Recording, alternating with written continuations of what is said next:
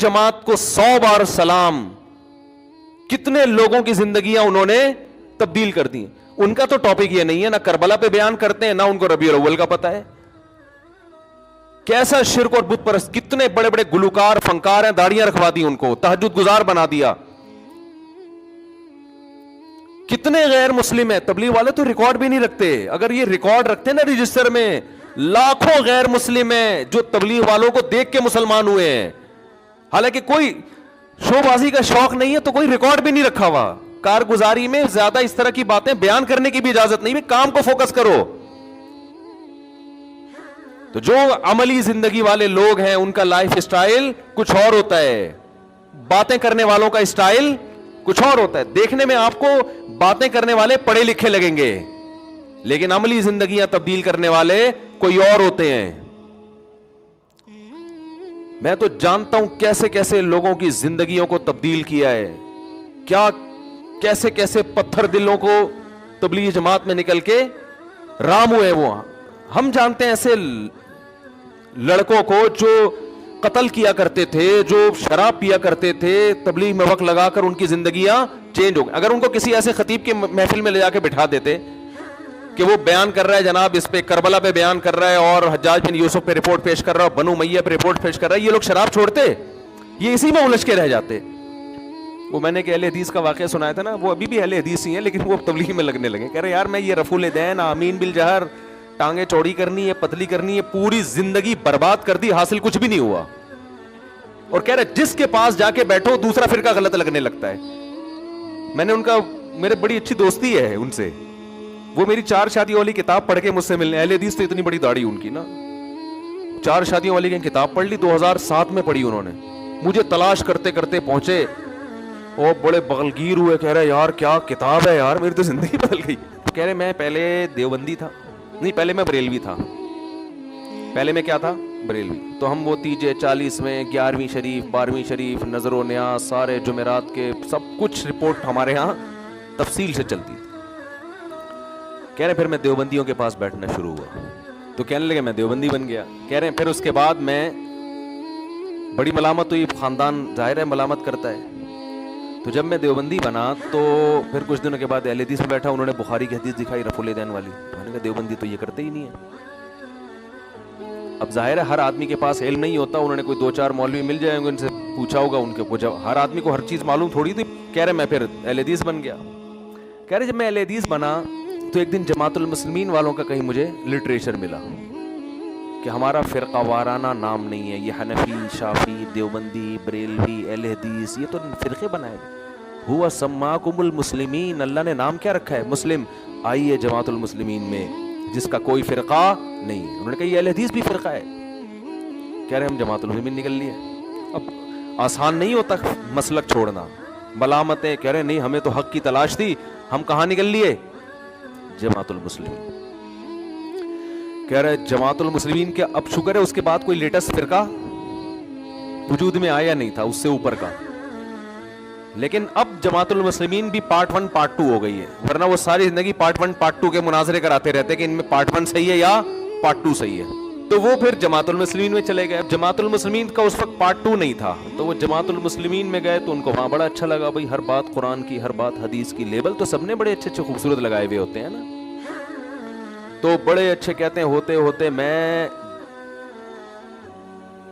صوبہ سندھ کا امیر بن گیا, کیونکہ پیسے والے بھی ہیں یہ, تو پیسہ بھی بہت دیا. بہت جماعت المسلمین پہ انہوں نے نچھاور کیا. جماعت المسلمین کو ترقی دینے میں ان کا بہت بڑا کردار. میں نام اس لیے بتاؤں گا کہ ان کی طرف سے پابندی ہے, جماعت المسلمین والے پھر ان کے تنگ نہ کرنا شروع کر دیں ان کو. تو کہتے ہیں مجھے پھر ایک دن اندازہ ہوا, کیونکہ حق کے متلاشی تھی, مجھے اندازہ ہوا کہ حنفی لوگ ابو حنیفہ کی اتنی تقلید نہیں کرتے جتنے یہ جماعت المسلمین والے اپنی امیر کی مقلد ہیں. یہ لوگ لیبل لگاتے ہیں کہ ہم کسی کی تقلید نہیں کرتے, مگر جتنے بڑے مقلد یہ لوگ ہیں, اتنا بڑا مقلد جو مجتہدین کی ایسی تقلید نہیں ہو رہی ہے. کہہ رہے پھر میں سوال پوچھتا تھا, مجھے اس کا جواب نہیں ملتا تھا, تو میں پھر کنفیوز ہونا شروع ہو گیا. یار تم تو باپ بنائے ہوئے تم نے اپنے امیر کو. کہہ رہے اب کہاں جائے بھائی, یہ تو شکر ہے مرتد نہیں ہوئے. میں نے ایسے لوگوں کے واقعات سنے جو تنگ آ کے بالآخر مرتد ہو گئے, اسلام چھوڑ دیا انہوں نے. کہہ رہے ایک دن میں گیا تبلیغی جماعت کہیں فضائل اعمال کی تعلیم چل رہی تھی تو میں جا کے بیٹھ گیا. مجھے انہوں نے پاؤں دبانا شروع کر دیے کہ سیروزے میں چلو. کہہ رہے پہلے تو میں نے سوچا اب یہ رفع الیدین کا مسئلہ چھڑیں گے نا, اب یہ آمین کی بات کریں گے. کہہ رہے میں نے ٹانگیں چوڑی کر کے نا یوں کر کے پوری نماز پڑھی ایسے کہ مجھے کوئی چھیڑے. کسی نے نہیں چھیڑا. کہہ رہے میں نے کہا 3 دن لگاتا ہوں پھر چھیڑوں گا. میں 3 دن لگاتا ہوں, یہ الفاظ میرے ہیں, چھیڑوں گا. یہ تو ہماری اپنی کراچی کی اردو میں یہ چیزیں بنائی ہوئی ہیں ہم نے, یہ ٹھیک ہے نا. تو انہوں نے کہا شاید اب مجھے تنگ کریں یہ لوگ کہ میں سیروزے میں ٹرائی, جہاں اتنی جماعتیں ٹرائی کی ہیں اس کو بھی ٹرائی کر لو. تو کہہ رہے میں نے کہا میں یوں جاؤں گا پھر یوں کروں گا پھر زور سے آمین, تو کچھ نہ کچھ تو ہوگا. کہہ رہے حیران ہو گیا, 3 دن ہو گئے مجھے کسی نے کچھ نہیں کہا. ان کی ایک ہی بات تھی, بھائی یہ دین ہمارے اندر کیسے آئے گا, پوری دنیا کے اندر کیسے آئے گا, اس کے لیے ہم سب کو مل جل کے فکر. کہہ رہے میں کہہ رہا ہوں بھائی یہ کہہ رہا چھوڑ تو جیسے کر رہے نا کرتا ہے. یہ ایسے ہے جیسے ایک آدمی کنفیوز پھر رہا ہو, پاگلوں کی طرح دیواروں سے ٹکرے مار رہا ہو, اس کو منزل نہ مل رہی ہو. اس نے جانا ہے جناب صدر جانا ہے, کوئی گاؤں دیہات سے کوئی بندہ کراچی آ گیا, یا اس نے کینٹ اسٹیشن جانا ہے. اب اس سے پوچھتا ہے, وہ کہتا ہے کہ تو پہلے یوں جانا, پھر یہاں سے جا کے نا ایک گلے گنڈے والا آئے گا, وہاں سے رائٹ ٹرن ہو جانا, پھر ایک کلفی والا ہے ادھر سے لیفٹ ٹرن ہو جانا, ادھر 4K کا اسٹاپ آئے گا, وہاں سے پھر بس میں چڑھ کے پھر ادھر اترنا, پھر یوں. بوکھلا گیا یار. دوسرا بندہ بھائی چھوڑ اس کو, تو ایسا کر تو ایسا کر, تو یہاں سے نا ادھر سے جانے کے بجائے ادھر رش ہوگا, ادھر رش ہوگا, تو یہاں سے نکل جا کٹھی پہاڑی سے, کٹھی پہاڑی سے یوں نکلے گا, پھر ادھر سے بنارس ٹرن مارے گا, ادھر شیر ادھر جائے گا. روڈ تھوڑا خراب ہے لیکن راستہ کھلا ہوا ہے. پھر اب وہ شیرشاہ کیا ہوتا ہے, ایسے میں کوئی عقل مند کہے گا ادھر آ یار, ایسا ہی ہوتا ہے نا اسٹائل, ابے ادھر آ, زیادہ لمبی چوڑی ٹینشن میں پڑنے کی, ادھر آ, ادھر بیٹھ جا پیچھے گاڑی میں ادھر ہی آ رہا ہوں. حل ہو گیا نا مسئلہ. ہاں تبلیغ والے یہی کرتے ہیں کہ ابے تو چھوڑ دے ان مناظروں میں بحثوں میں, 3 دن لگا لے, انسان کا بچہ بن کے واپس آ جائے گا, لگا لے ہمارے ساتھ. واقعی یہ انداز بڑا بہترین ہے, وہ چھوڑ دے یار. یہ جو سعودی عرب میں تبلیغی جماعت پہ پابندی لگی ہے نا, اس پہ بہت سے لوگ مجھے کہہ رہے ہیں آپ حکومت سعودیہ کے خلاف بیان دیں. ہم نے ایک بڑے عالم کی بات بڑی خاندانی سنی, جو میرے شیخ ہیں, انہوں نے کہا تبلیغی جماعت پہ جب پابندی لگی ہے تو اس کو تبلیغی انداز سے ہی حل کرنا پڑے گا. تبلیغی انداز یہ کہ کسی کے خلاف بیان نہ داغا جائے, کیونکہ اگر آپ بیانات داغنا شروع کر دو گے نا حکومت کے خلاف, سعودی حکومت کسی کی نہیں سنتی. تو اس سے سوائے اس کے کہ تبلیغ پہ پابندی کے ساتھ علماء پہ بھی پابندی لگ جائے اور مزید کچھ نہیں ہوگا.